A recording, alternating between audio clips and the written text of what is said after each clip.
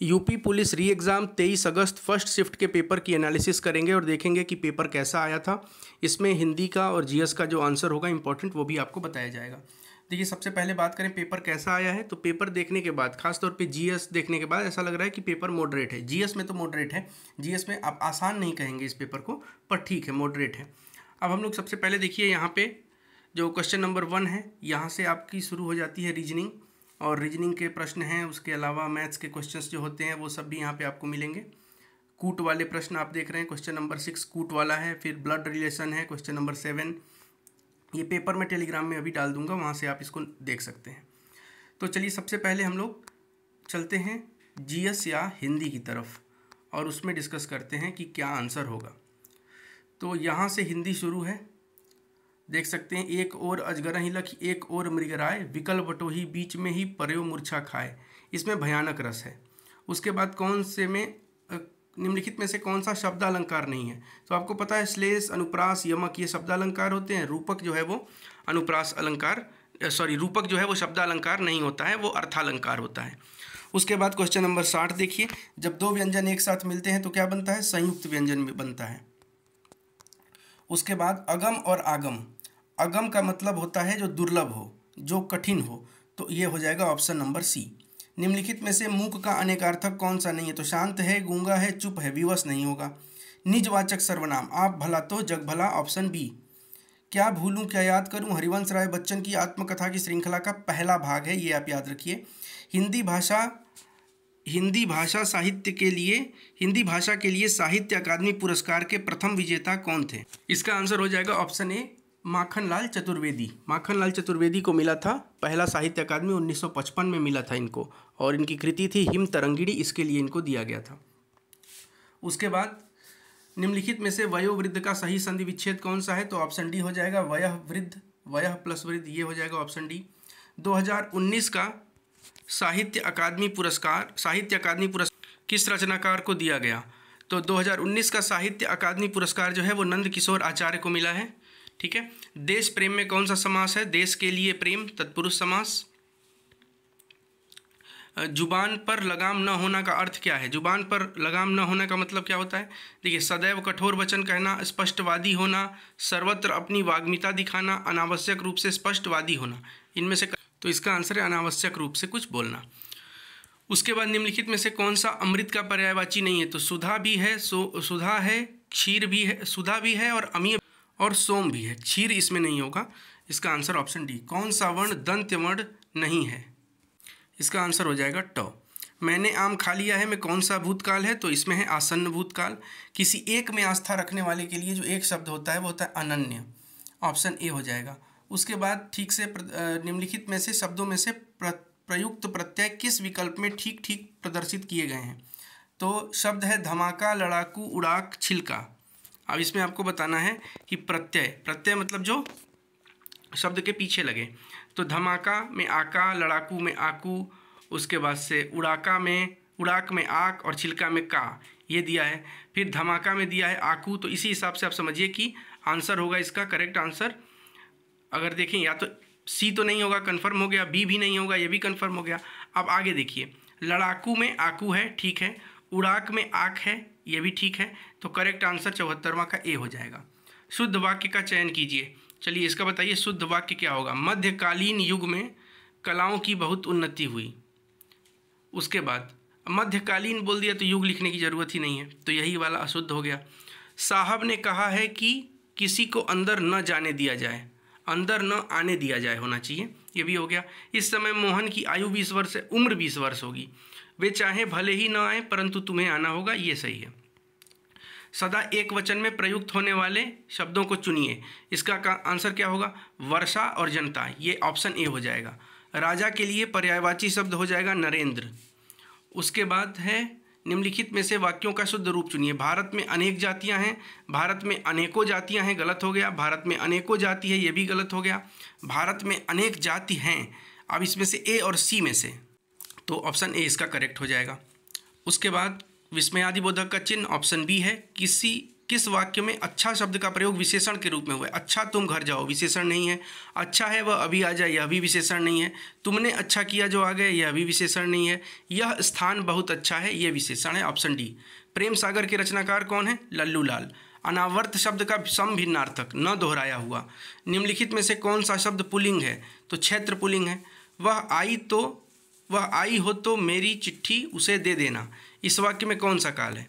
तो वह आई हो तो मेरी चिट्ठी उसे दे देना, इसका आंसर होगा संभाव्य, संभाव्य वर्तमान।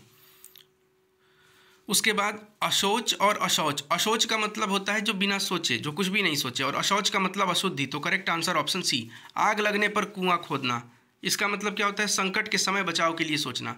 जिसे सरलता से पढ़ा जा सके उसको क्या कहेंगे? सुपाठ्य। निम्नलिखित में से कौन सा शब्द उपसर्ग नहीं है? किसमें उपसर्ग नहीं है?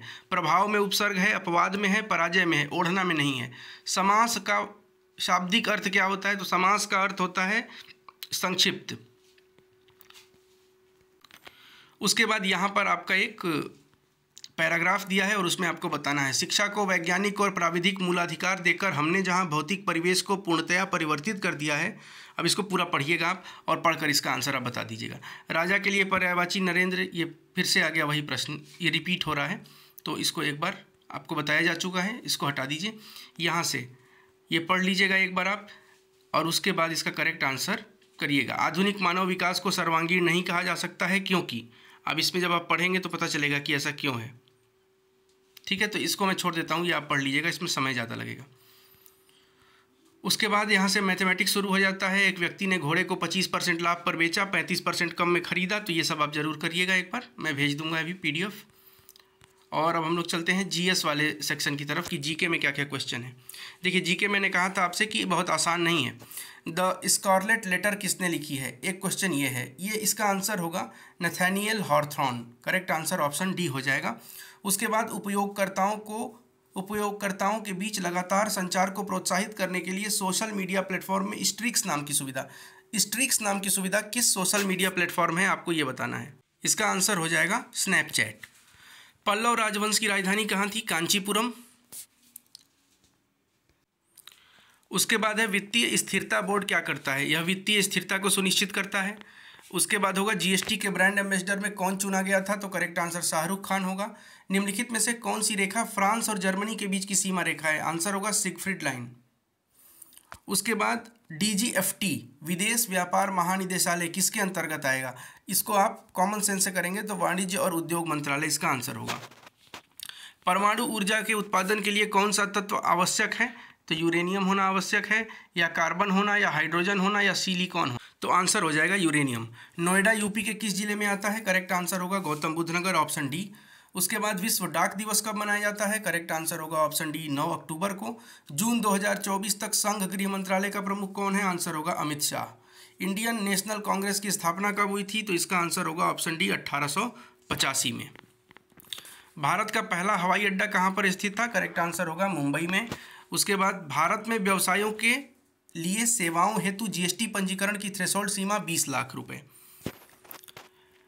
डैश में दुर्भावनापूर्ण फाइलों वाली छवियों का उपयोग कर हैकर को आपके खाते की जानकारी चुराने या आपके कंप्यूटर को संक्रमित करने में मदद के लिए क्या किया जाता है? इमेज फिशिंग होगा इसका आंसर, ऑप्शन ए। क्रोएशिया गणराज्य की राजधानी जाग्रेब, ऑप्शन सी। आतंकवाद से लड़ने में सूचना साझा करना किन तरीकों से महत्वपूर्ण हो जाता है? तो यह आतंकवादी संगठनों को सुरक्षा एजेंसियों द्वारा हमलों को अधिक प्रभावी ढंग में समन्वित करने में मदद करता है। बिल्कुल ठीक है, यही आंसर होगा। भारत के किस पड़ोसी देश को थंडर ड्रैगन की भूमि कहते हैं? भूटान को कहते हैं। कौन सा सोशल मीडिया प्लेटफॉर्म नहीं है? गूगल नहीं है। निम्नलिखित में से किस प्रकार का प्रदूषण संवर्ध या यूट्रोफिकेशन वाटर में होता है? जल प्रदूषण है। 1946 विमुद्रीकरण के दौरान गवर्नर थे चिंतामण द्वारकानाथ देशमुख, CD देशमुख। भारतीय संविधान में कौन सा भाग राज्य के नीति निर्देशक सिद्धांतों से संबंधित है? भाग 4। पुस्तक ए लाइफ मिस स्पेंट किसने लिखा? तो सूर्यकांत त्रिपाठी निराला ने। आसमान के नीलेपन का प्रमुख कारण? वायु के अणुओं के द्वारा सूर्य के प्रकाश का प्रकीर्णन या बिखराव। रमन सुब्बा राव क्रिकेट से संबंधित थे, उनका निधन हो गया। प्रायद्वीपीय भारत की सबसे लंबी नदी गोदावरी है। NHRC का full form national human right commission. तो इसका आंसर हो जाएगा option national human rights commission है, ऑप्शन सी। उसके बाद वर्ष 1985 को कौन सा अंतर्राष्ट्रीय वर्ष घोषित किया गया? तो इसका आंसर होगा युवा। फिर आगे बढ़ते हैं, 141वां प्रश्न, अनुसंधान विधियां उत्तरदाताओं की प्रतिक्रियाओं के आधार पर उनसे गहन और आगे की जांच और पूछताछ करने में सहायता प्रदान करती हैं। तो इस तरह की अनुसंधान विधियों को कहते हैं क्वालिटेटिव या गुणात्मक। ऑप्शन हो जाएगा बी, क्वालिटेटिव। BRI कई बार सुनते हैं, बेल्ट एंड रोड इनिशिएटिव, जो चाइना का है। विशिष्ट व्यक्तियों के उस संगठन की सुरक्षा को खतरे में डालने की कोशिश करता है जिसमें वह काम करता है। इसको बोलते हैं स्फीयर फिशिंग। स्फीयर फिशिंग, थोड़ा सा फिशिंग से अच्छा क्वेश्चन बनाया है। पहली बार राष्ट्रीय कृषि नीति कब घोषित की गई थी? जुलाई 2000 में की गई थी। करेक्ट आंसर ऑप्शन सी हो जाएगा, जुलाई 2000। उसके बाद the United nation commission on human rights was replaced with the United nation human right council. मतलब अंतर्राष्ट्रीय मानवाधिकार परिषद का गठन कब हुआ था? 2006। इसका करेक्ट आंसर ऑप्शन ए होगा। अफ्रीका के आर पार दौड़ लगाने वाले पहले व्यक्ति कौन है? रस कुक। भारतीय कृषि अनुसंधान संस्थान में संरक्षित बासमती किस्मों की खेती के लिए किस देश के खिलाफ कानूनी कार्रवाई की गई है? तो ये पाकिस्तान के खिलाफ की गई है।